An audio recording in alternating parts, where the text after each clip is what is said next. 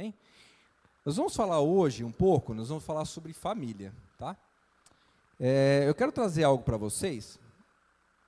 Eu preparei aqui um estudo.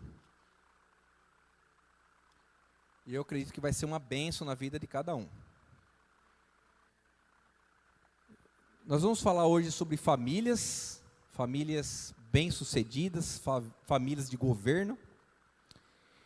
E eu quero tratar alguns tópicos. Eu quero falar sobre famílias que estão se sentindo que estão em desconstrução, ou que estão abaladas. Então nós vamos falar sobre reconstrução. É um tópico que nós vamos falar, tá? E nós vamos falar algumas dicas do Senhor, alguns pilares-chave, para que ela não venha desmoronar a família, tá? Então nós vamos falar sobre reconstrução familiar, e nós vamos falar também de alguns pilares importantes no casamento, tá bom, irmãos? E vai ser uma bênção em nome de Jesus. Eu creio que, em nome de Jesus, através da palavra de Deus, haverá cura, haverá libertação, haverá reconstrução. O nosso Deus, Ele nunca perdeu. Ele é o mesmo hoje, é o mesmo ontem, hoje e será para sempre. O nosso Deus é fiel.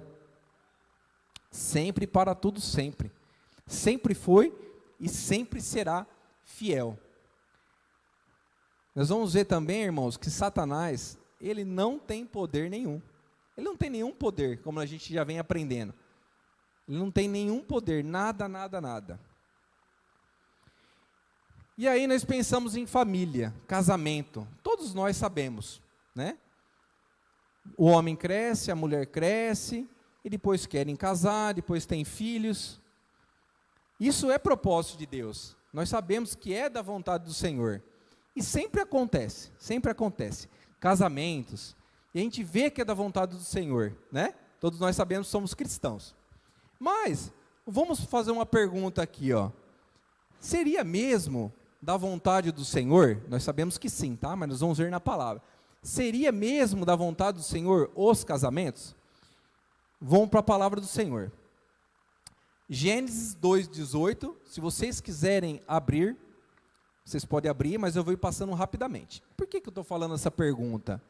Se é algo da vontade de Deus, se o Senhor projetou isso, se o Senhor idealizou isso, sonhou com isso, por que tanta gente se separa, ou por que tanta gente vive casado e vive mal, né?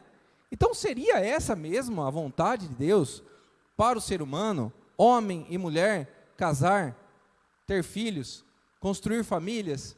Seria mesmo? Vamos lá, Gênesis 2:18. Depois o Senhor disse: não é bom que o homem viva sozinho. Deixando bem claro aqui, não é bom que o homem viva sozinho. Não é bom, tá? Bem claro.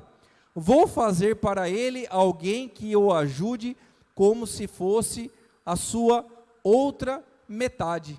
Igual se fosse a outra metade, né? Tem pessoa que fala assim: olha, como que seria bom que tivesse dois de mim?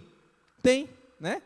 Mas não é igual, tá, irmãos? É bem diferente, porque Deus fez o homem e a mulher bem diferente. Porque os dois, eles vão se completar. E um vai ajudar o outro. Então nós vemos que é da vontade de Deus, tá?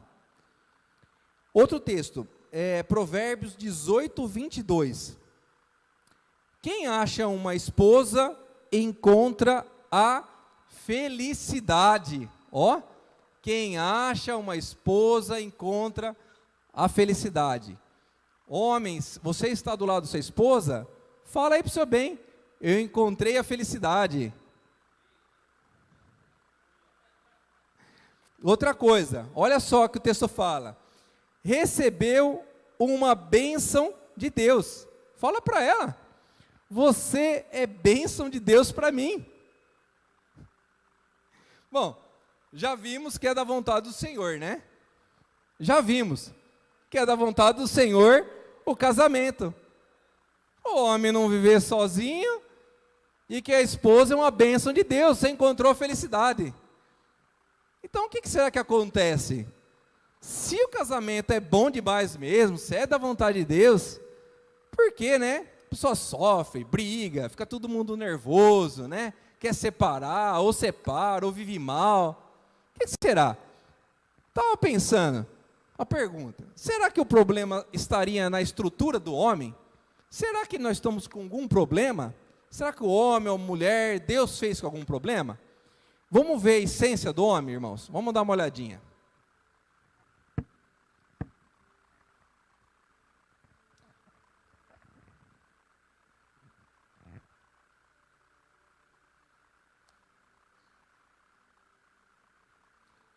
Gênesis 1, 26 e 28. Aí ele disse: agora vamos fazer os seres humanos.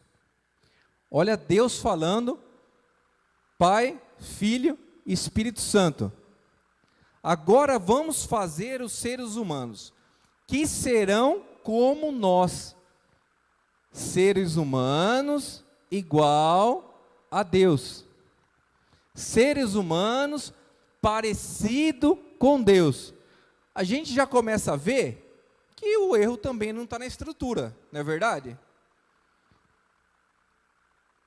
Que se parecerão conosco, eles terão poder sobre os peixes, sobre as aves, sobre os animais domésticos e selvagens, e sobre os animais que se arrastam pelo chão. Assim Deus criou os seres humanos, Ele os criou parecido com Deus. Então Deus fez a estrutura, o homem, e fez a mulher parecido com Ele, tem a estrutura de Deus, então Ele não errou. E falou para o homem: olha, eu deixo sobre você, eu derramo sobre você poder. Poder significa o quê? Governo. Tá? Está sobre o homem. Deus colocou sobre o homem poder, governo, domínio. Ele os criou, homem e mulher, e os abençoou, dizendo: tenha muitos e muitos filhos. Olha, não foi pouco não, hein? Não foi só muitos filhos, não. Abençoou eles, dizendo assim: eu tenho muitos e muitos filhos. Espalhem por toda a terra, quer dizer, vocês e seus muitos e muitos filhos, e a dominem. Olha só Deus estabelecendo, falou, ser humano, homem e mulher, é igual a Deus, é parecido com Deus.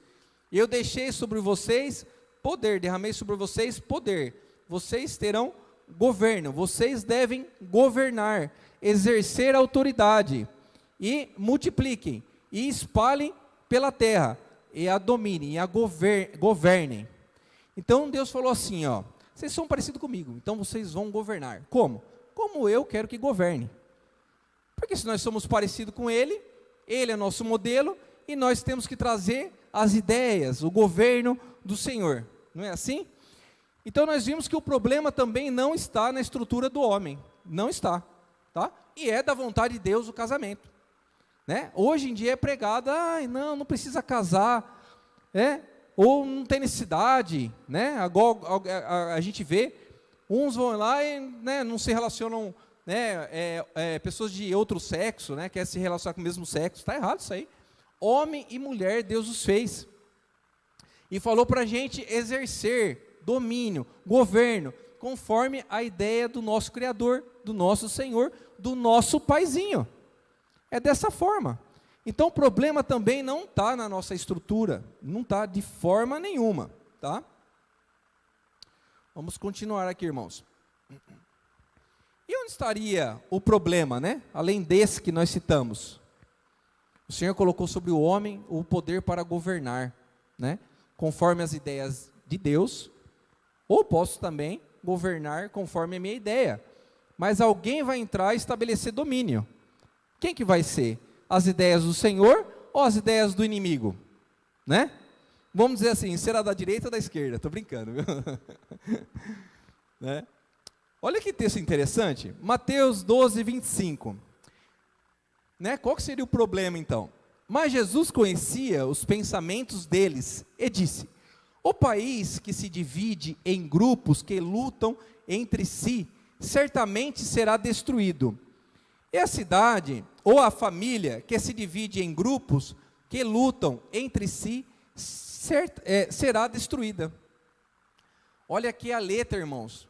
Olha aqui já explicando. O que acontece?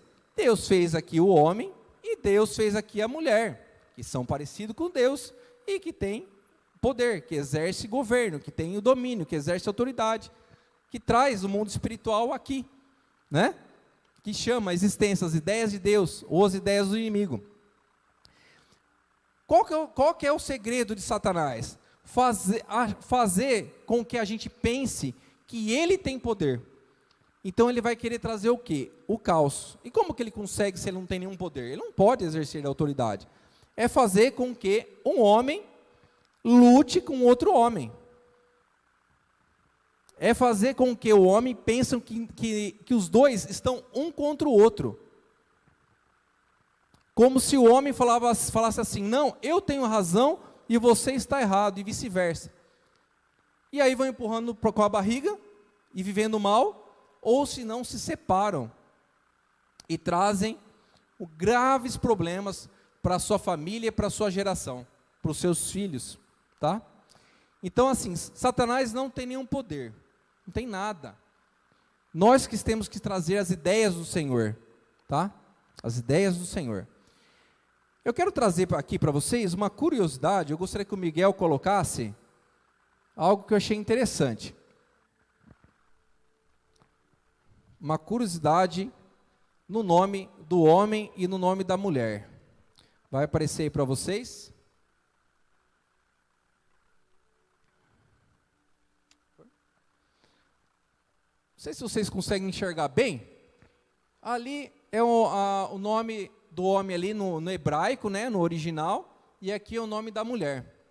E o nome, a terminologia do nome do homem, em português, olha que terminologia estranha que tem, que deram para o homem. É como se ele fosse um indivíduo, uma das terminologias, que ele fosse apenas um indivíduo. É como tipo assim, tem um homem e tem outro homem, é apenas uma pessoa. E da mulher, uma terminologia para mulher no português, tem uma terminologia de mole, olha só, já degrenindo a imagem da mulher. Mas no hebraico, né, que é puro, olha que coisa mais linda, uma das definições, tá? Do homem. A definição, que ele é fogo e que a mulher é fogo. Olha só o significado. Significa o quê? Poder, como nós já falamos, né? Então o homem tem, por Deus, né, uma autoridade sobre a terra para dominar e governar, e a mulher também. E eu achei bem interessante uma curiosidade, que tem 3 letrinhas cada um, e 2 letrinhas são iguais, né? E tem uma letrinha diferente. Naquele escrito no meio, no nome de Deus, você lendo da direita para a esquerda, você vai ver aquele parecido com uma vírgula ali, ó, no nome do homem, e aqui na mulher, a segunda ali, uma casinha, né? E olha que interessante que eu vi, uma curiosidade. O homem e a mulher casado, né? Então, é como se os dois, né? O homem, fogo, a mulher, fogo, e o próprio Deus agindo no casamento. Então, um cordão de 3 dobras. O homem, a mulher e Deus. Isso forma uma família perfeita que agrada ao Senhor. Que é impossível de se separar, praticamente impossível de acontecer qualquer problema, tá? Olha que maravilha. E o que eu achei interessante também, tirando a letrinha, que é o do nome de Deus, da mulher e do homem, as 2 letrinhas que ficam igual, o significado delas significa fogo consumidor. Então, Satanás tenta tirar o quê? O poder de Deus, a presença de Deus do casamento, para que os dois se consumam, porque Satanás não tem poder, né? Ele vai forjar uma situação para que a gente caia na mentira dele. Satanás, ele é mentiroso, tá? Ele é mentiroso. Então, um casamento bem sucedido é onde que ambos eles estão juntos, alinhados no Senhor, firmados, alinhados. Senhor, nós queremos que o nosso coração esteja alinhado com o Senhor. Podemos passar por algumas lutas, sim, mas nós estamos do mesmo lado, do lado de Deus. Do mesmo lado, do lado do Senhor.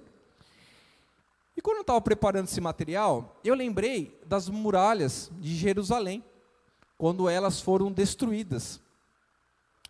E por causa desse texto que eu lembrei, que eu quero falar um pouquinho com vocês sobre reconstrução. Aquelas muralhas, para quem olhava, não tinha como ser reconstruída, porque elas estavam queimadas, só tinham entulhos, né? E Neemias levantou famílias, grupos de famílias, para estabelecer aquelas muralhas. Vamos fazer uma analogia? Jerusalém, vamos fazer uma analogia como a nossa casa. E podemos também fazer uma analogia como a nossa igreja. E podemos fazer uma analogia como a igreja de Cristo. Tá? Como podemos reconstruir essas muralhas?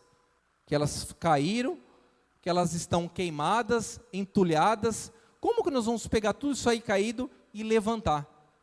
E Neemias deixa bem claro como é feito isso daí. Eu achei bem interessante.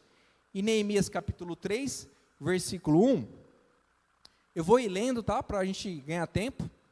As muralhas da cidade foram reconstruídas da seguinte maneira. Explica para a gente como foi reconstruída. Foi reconstruída da seguinte maneira. Versículo 3 agora. O grupo de famílias de Hassená construiu. Então pensa assim, ó, o grupo de família Hassená, né? Então vamos lá, o grupo de família Garcia, Crepaldi, Oliveira, né? Começou a construir. Como? Como que Neemias falou? Ó, família Garcia, vocês vão ficar aqui. Família Crepaldi, vai ficar aqui. Família Oliveira, você vai ficar ali. E aí começaram a construir as muralhas, reconstruir. Vamos pensar para casa, para nossa casa. A família tem que estar alinhada para haver uma reconstrução. É isso que significa esse texto. Grupos de família. Se um está indo para a direita ou outro para a esquerda, está dividido. Vai romper, vai ficar caído, não vai construir, não tem como construir, tá? Então essa é a primeira dica. Tem que estar em união, viver no mesmo propósito. E qual é a melhor forma de a gente estar em união? Quando a gente se une com Deus. Pensa assim numa pirâmide, ó, uma pirâmide.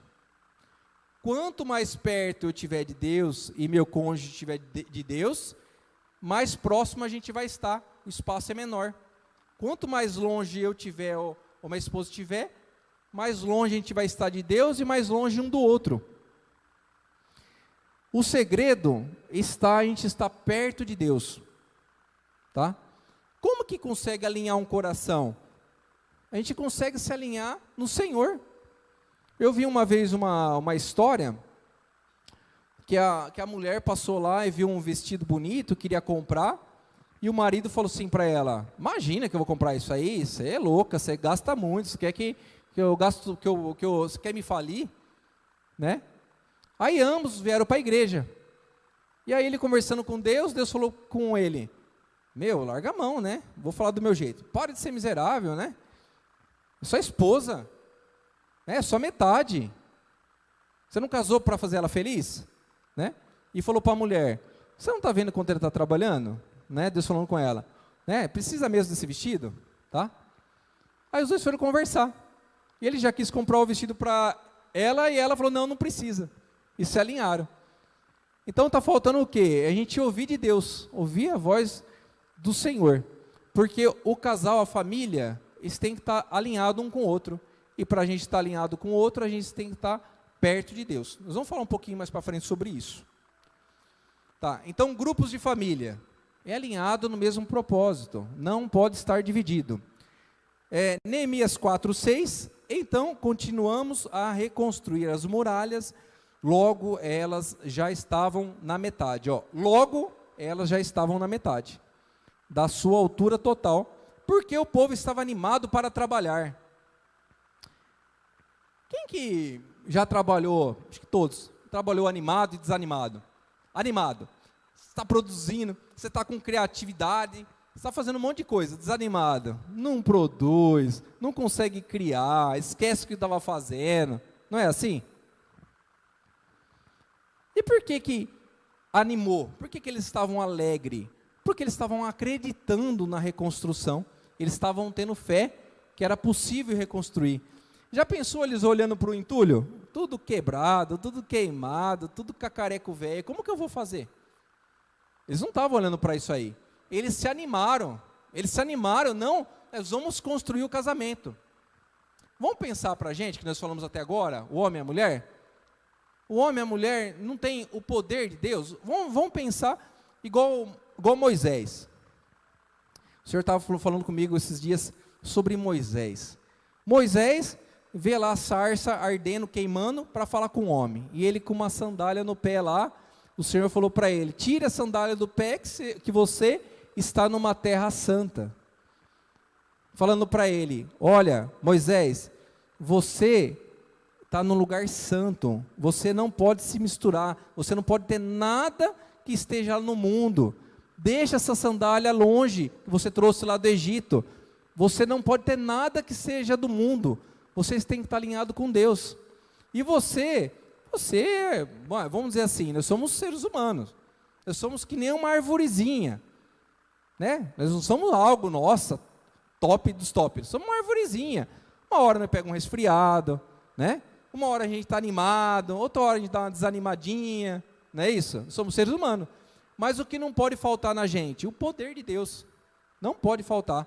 A presença de Deus, tá? Não pode faltar isso na gente. Então nós temos que estar animado. O que é estar animado? É acreditar. Acreditar em quem? No seu cônjuge?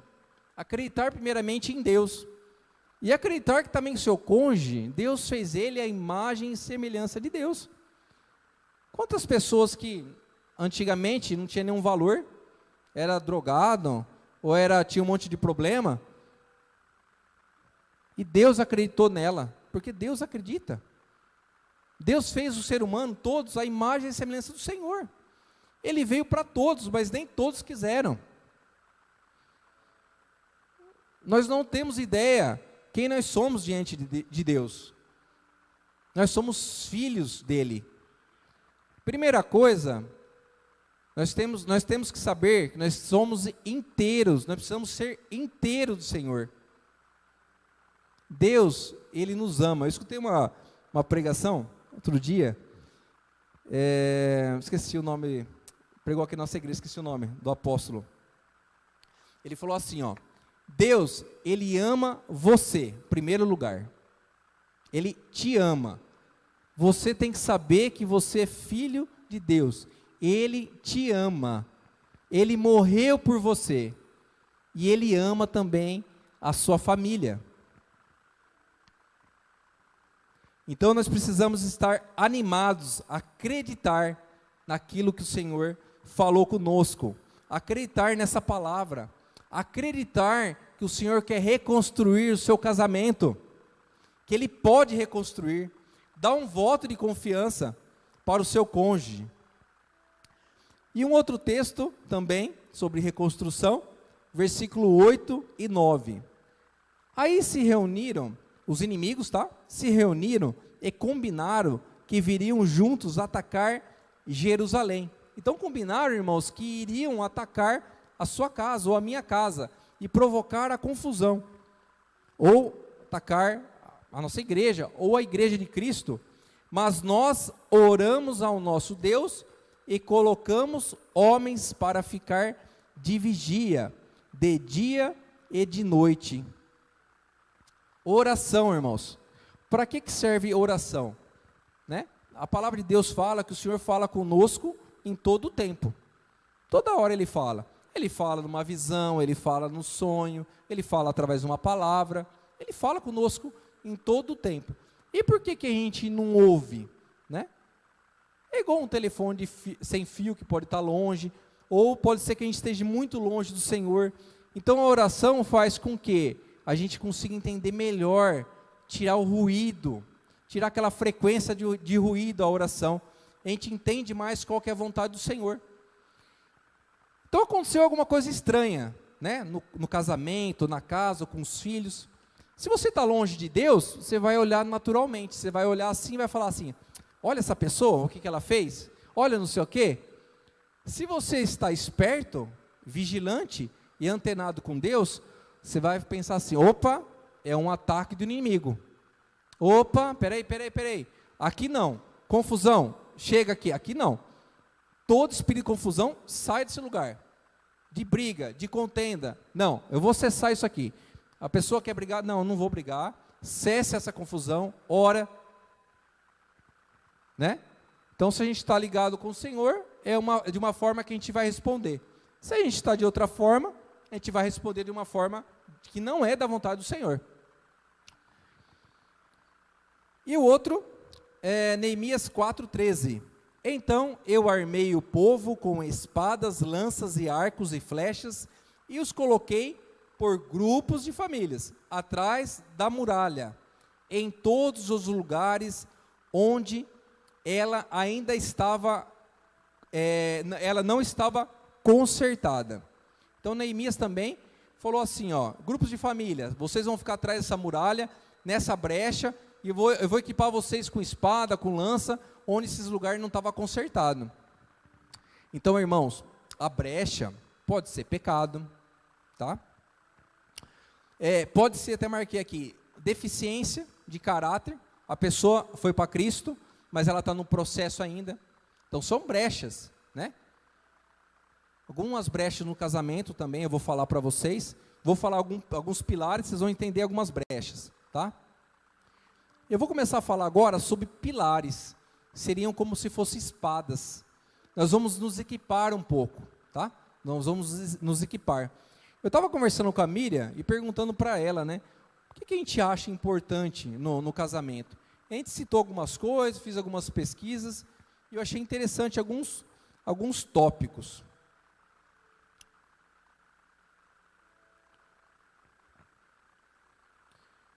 Eu quero citar com vocês alguns pilares bem definidos, tá? Que eu quero que a gente venha a ter um entendimento. A gente dá uma olhadinha para o nosso dia a dia, como a gente vive. E a intenção aqui é promover uma mudança. A palavra de Deus, ela traz uma libertação na nossa vida. Ela traz transformação. O primeiro pilar que eu quero falar com vocês é sobre o amor. O segundo é sobre companheirismo, o terceiro é sobre tratamento e o quarto é sobre transparência. Então hoje a palavra é uma palavra de ensino, é uma palavra para que a gente venha olhar para o nosso casamento e saber que o Senhor pode reconstruir ele, a gente saber quem nós somos em Deus, a gente analisar quem que a gente está permitindo governar a nossa casa. Então nós vamos falar sobre amor, companheirismo, tratamento e transparência. Falando sobre amor, o que nós entendemos como amor? Amor diferente de sentimento, né? Eu amo o lanche como eu amo minha esposa, né? Então, amor é muito mais do que isso, né?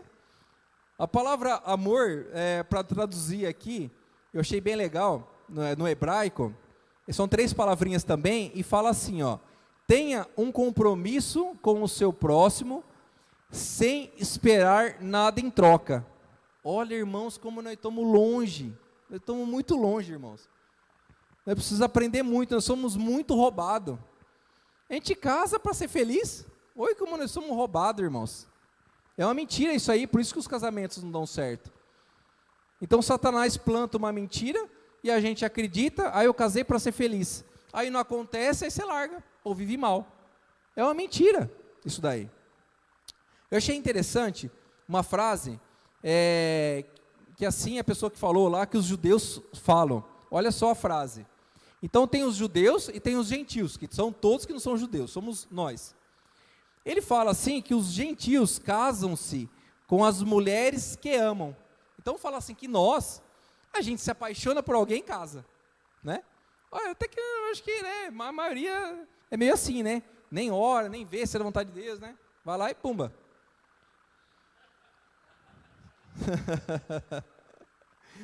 E aí fala dos judeus, né? E os judeus amam as mulheres que casam. Então eles falam assim, ó, que os judeus, eu vou casar com você e eu vou te amar. E o que representa esse amor? É um amor leal, igual ao nosso Deus. Meu Deus, nosso Deus é leal, Ele sempre nos ama. O amor tem que ser assim, leal. Estando perto da Miriam, não estando perto da Miriam, meu amor tem que ser leal. Eu tenho que ser leal com ela. O meu amor tem que ser também fiel, eu tenho que ter fidelidade com ela. Eu sei que eu tenho um compromisso com ela, né?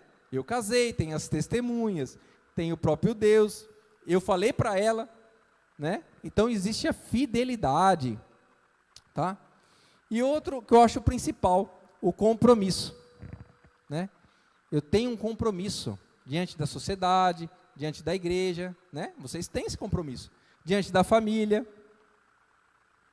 Esse é o amor. E nós somos muito enganados. Por quê? Nós somos muito egoístas.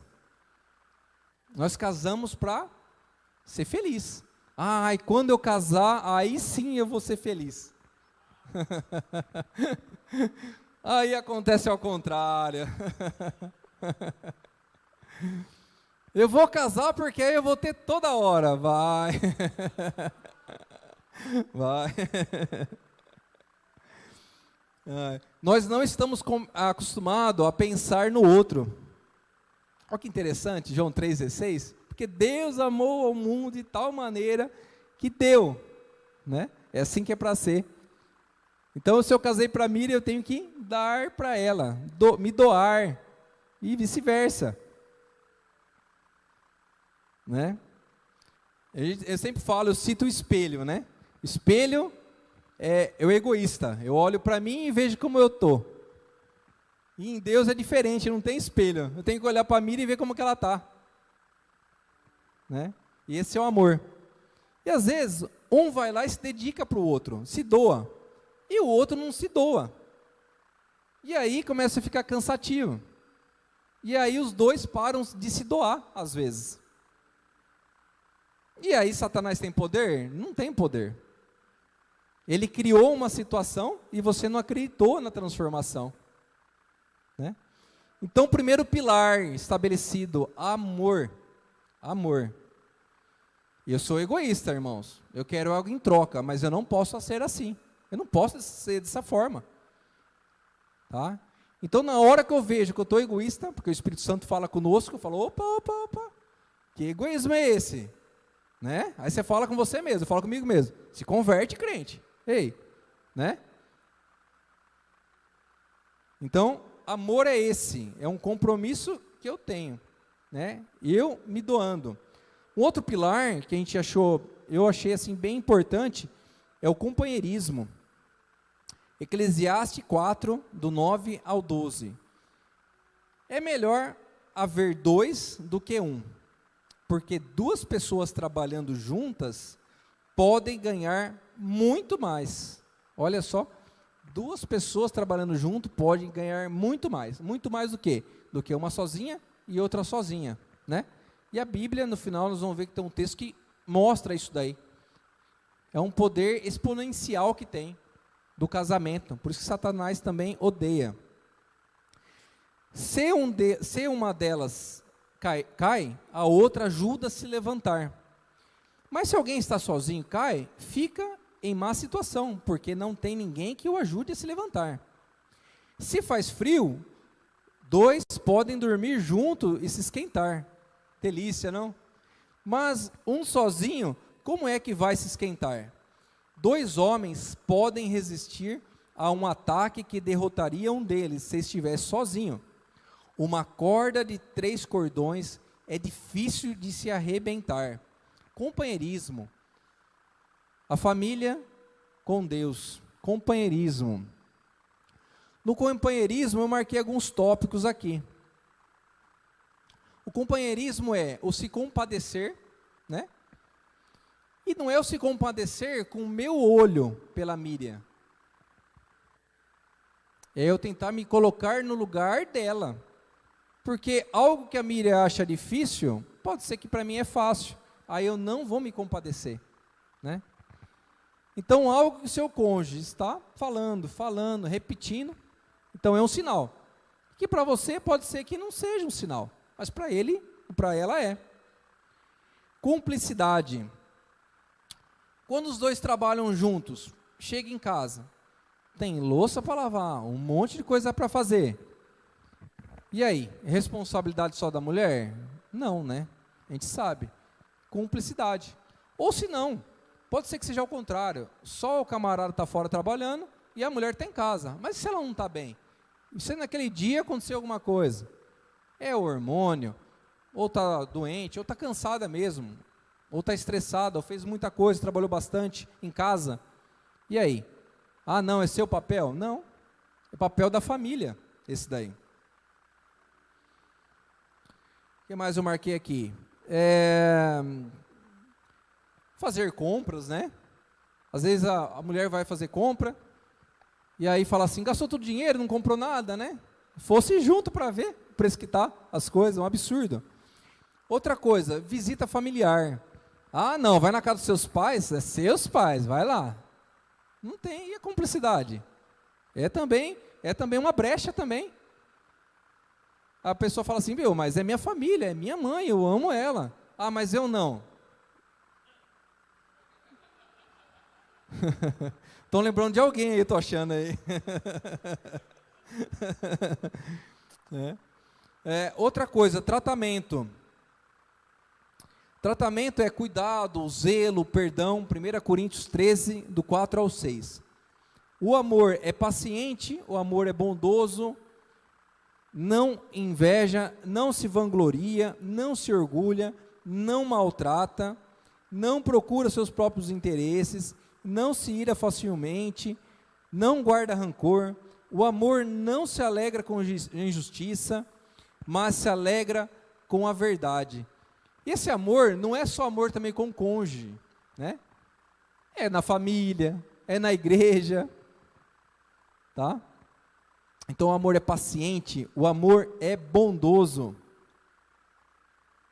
Outro texto, Efésios 4:29. Não digam palavras que fazem mal aos outros. Não, eu vou falar. Eu vou falar porque eu estou falando para o bem dela. Eu tenho que falar, até ela aceitar e mudar. Eu vou falar. Não, eu quero falar, eu vou falar. Então não digam palavras que fazem mal aos outros, mas usem apenas palavras boas, que ajudam os outros a crescer na fé e a conseguir o que necessitam. Porque às vezes a gente está falando, né, ou está escutando, e às vezes você não está conseguindo mudar, conseguindo fazer, né? Que ajuda os outros a crescer na fé, a conseguir o que necessitam, para que as coisas que vocês dizem façam bem aos que ouvem. Então, algo aqui que eu marquei aqui, ó, não ser grosseiro, ó, o tratamento, não ser grosseiro, é tudo coisa bem simples, irmãos, que a gente sabe disso. Não gritar, não xingar. Não sei se vocês conhecem, eu conheço, tenho certeza se vocês conhecem. A pessoa fala assim, olha, eu moro do lado de uma família lá, mas xinga o filho, xinga o esposo, xinga lá não sei o que, xinga o papagaio, o cachorro, xinga todo mundo que passa na rua. Ah, é? Eu já fico até esperando, né? É. Aí adivinha o que a pessoa fala? Ela vai na igreja, ou ela é crente, né? Palavrões, irmãos, palavrões, pelo amor de Deus. Não acredito nisso, não tem, não é possível. Não tem palavrão, não tem, né? Irmãos, não pode ter tratamento, não ser grosseiro, não xingar, palavrão, então nem se fala. Você imagine só, se Deus fez o homem com poder, e a gente vai lá e declara essas coisas, o que acontece? Quem que a gente invoca? Quem que a gente chama para casa? Quando ele chega lá, tal coisa lá, sei lá. Quem que você está chamando para casa? Ou quando você fala assim, não, não vai as coisas não dão certo, as coisas não sei o quê, eu não consigo, eu não sei o quê. Quem que você está invocando? Você tem poder? Ou você fala assim, ou você olha para a situação, fala assim, só Deus na causa. Aí você vai lá e invoca Ele. Senhor, vai ser uma benção daqui, vai mudar a situação. Você vê tudo caído. Não, vai mudar. Eu vou pegar esse tijolinho aqui, vai ficar uma benção. Deus vai mudar minha sorte. Esse momento que eu estou passando vai ser diferente ali na frente. Não é diferente? Quem ouve, não parece que até quer ajudar, né? Quem ouve assim, nossa, a pessoa está animada, né? Deixa eu ajudar ela a construir esse muro mais logo. Não é assim? Agora você vê ele só reclamando, fala, não vou nem ajudar, até desanimei de ajudar, eu vou ajudar para quem? Não vai dar certo? Né? Se a gente que ouve já fica desanimado, ou ouvir alguém desanimado, você imagina só. Quem que a gente está atraindo para a nossa casa? Tá? Então, tratamento. Outra coisa importante aqui, ó, transparência. Casais que vivem na mentira. Vai sair de casa, vai em algum lugar, tem que mentir para o cônjuge. Porque o camarada é um cavalo. Ou se não mente porque gosta de mentir, porque acha mais fácil mentir do que falar a verdade. Tem gente que é assim. Você fala assim, ó, faz isso aqui que é o certo. A pessoa fala, não, vou fazer o mais errado, parece que é mais fácil. Né? Ou vou mentir porque é mais fácil mentir. Mentira é horrível, porque se perde a confiança. E aí tem que reconstruir essa confiança. E vai dar mais trabalho. Então são pilares para os muros não voltarem a cair ou estarem caídos. Porque a reconstrução dá mais trabalho. Mas tem como? Lógico que tem. Não existe nada impossível para o Senhor. Quem coloca a impossibilidade, ou é você ou é eu que coloca a impossibilidade. Para Deus, a palavra de Deus fala o quê? Para mim, não há nada impossível. Para mim, não há nada impossível. Não tem nada impossível para Deus. O Deus que fez o Sol, que fez o planeta Terra, que é um planetinha assim perto do universo, que não é nada perto do universo, que controla tudo, irmãos, que controla a gente, né? Que controla coisas grandes, coisas pequenas. Deus não perdeu o controle e nunca vai perder. Amém. Transparência, Gênesis 2, 24 ao 25. É por isso que o homem deixa seu pai e sua mãe para se unir com a sua mulher, e os dois se tornam uma só pessoa.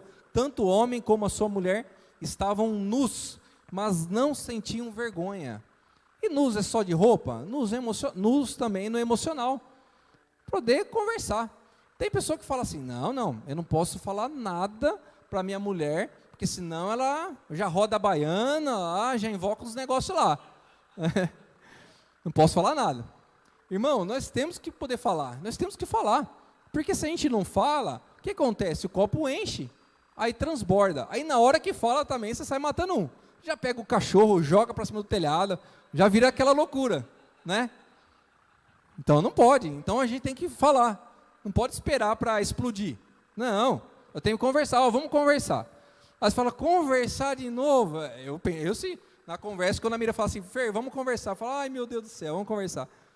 E eu também falo para ela, amor, vamos conversar, preciso conversar com você, vamos conversar. É conversar, irmãos. Você imagina só, é melhor conversar e alinhar ali, quem que não vai falar assim, eu quero que o Senhor venha, né, comandar nosso casamento. Ou é melhor não deixar brigar e não conversar, e daqui a pouco eu uso, chamo lá, invoco o cão, e ela também invoca o cão e dá tudo ruim. Né? Ai, meu Deus do céu. Outra coisa que eu ouço, irmãos, eu ouço isso daqui, irmãos, pelo amor de Deus, eu vou falar, vocês vão entender, tá? Vou falar a palavra comparecer, vocês entenderam comparecer ou não? Vocês não entenderam comparecer? Eu vou desenhar para vocês, Provérbios 27, 7, vou desenhar para vocês agora. Quem está satisfeito, despreza o mel. Você imagina só, você está com a barriga cheia, aí chega lá, o rapaz lá arrancou um favo de mel bonito, tirou as abelhas e falou, você quer? Você fala, estou com a barriga cheia, eu não quero. Barriga cheia é assim, despreza o mel. Mas para quem tem fome, até o amargo é doce. Aí não comparece, aí passa o trem lá, você fica assim, ó. Misericórdia. Pelo amor de Deus. E aí vem o quê? Brecha. Em brecha. Acaba com o casamento, porcaria. Acaba o casamento, irmãos. Acaba, destrói com tudo. E quem paga o pato? A família toda, os filhos. Todo mundo paga o pato. Não é isso, irmãos? Irmãos, é muito sério isso, né? Eu trouxe 4 pilares. São alguns pilares bem simples assim e super importante. Nosso Deus é um Deus do impossível. Não existe nenhuma situação difícil para o Senhor, nem complicada. Não tem. Nosso Deus é poderoso para construir. Ele gosta de pegar aquilo que ninguém dá valor. Aí ele vai lá e limpa, transforma, coloca uma roupa, uma veste nova. E essa pessoa dá testemunho do Senhor depois. Quando eu e você olhar para a nossa situação, uma situação difícil, a gente não pode olhar para ela por ela mesma. A gente tem que olhar para ela, mas olhar para Deus. Aquele que fez todas as coisas. E que para Ele não tem nada difícil. Eu vou ler um texto para vocês. Eu já estou indo para concluir, depois nós vamos fazer uma oração. Eu quero falar para vocês sobre o sinergismo do casamento. Além da bênção do casamento, né, que é muito bom estar casado, além da bênção de filhos, o casamento, ele tem um poder muito forte. Ele tem um poder exponencial muito forte, como a igreja também unida, com o mesmo propósito, acreditando no mesmo propósito. Ele tem um poder a mais, é um poder a mais do que o Wellington e o Fernando separado, mas junto é 10 vezes mais. Sinergismo é o trabalho ou operação, ou uma operação associada, junto, em conjunto. É um poder bem mais forte. Olha só que interessante, Levíticos 26, do 6 ao 9. Eu darei paz à terra de vocês. Todos dormirão sossegados, e ninguém os assustará. Não é isso que a gente quer? Pois farei desaparecer da terra os animais selvagens, e acabarei com as guerras. Vocês vencerão os seus inimigos e os matarão. 5 de vocês derrotarão 100 deles, e 100 de vocês derrotarão 10.000. Fui fazer conta, achei bem interessante. 5 derrota 100, é como se cada um derrotasse 20. Mas, na oração de baixo, 100 derrota 10.000. É como se cada um derrotasse 100. Mostrando aqui bem claro o poder exponencial. Quando está junto, tem um poder, nesse caso, 5 vezes maior. 5 vezes maior a unidade. Acontece isso quando tem essa união. Igual eu falei, vários tópicos. Está em unidade, está alegre, está orando, está vigiando, está se equipando com essas armas e outras tantas que tem. O poder é muito maior, porque é um poder concentrado do homem e da mulher, e da liberação de Deus. É um poder concentrado. E Satanás não tem nenhum poder. Ele não tem nada. Ele não pode fazer nada. Todos eles serão mortos, inimigos. Eu abençoarei vocês e lhes darei muitos filhos. Cumprirei as promessas da aliança que fiz com vocês. Um poder exponencial tem no casamento. Um poder exponencial tem na família. E Satanás não vai roubar isso de nós. Não vai. Amém, irmãos? Palavra rápida, curta. E espero que cada um de nós possa estar colocando em prática na nossa família, na nossa casa ministerial. Tá? Imagine só, cada família nossa alicerçada, firme, firme. A gente até fala na integração isso daí. Você tem que estar bem com Deus, você é indivíduo. A sua família tem que estar bem com Deus, porque aí sim vai ser uma bênção na igreja. Família Garcia, cada família aqui, fechando a brecha, a igreja de Cristo, se levantando, com esse poder que tem, de invocar a presença de Deus. A gente muda a situação, a natureza espera, a natureza está clamando para a gente fazer isso. E eu creio que a igreja está acordando, algumas igrejas, os remanescentes estão acordando. Irmão, vamos se colocar de pé, por favor?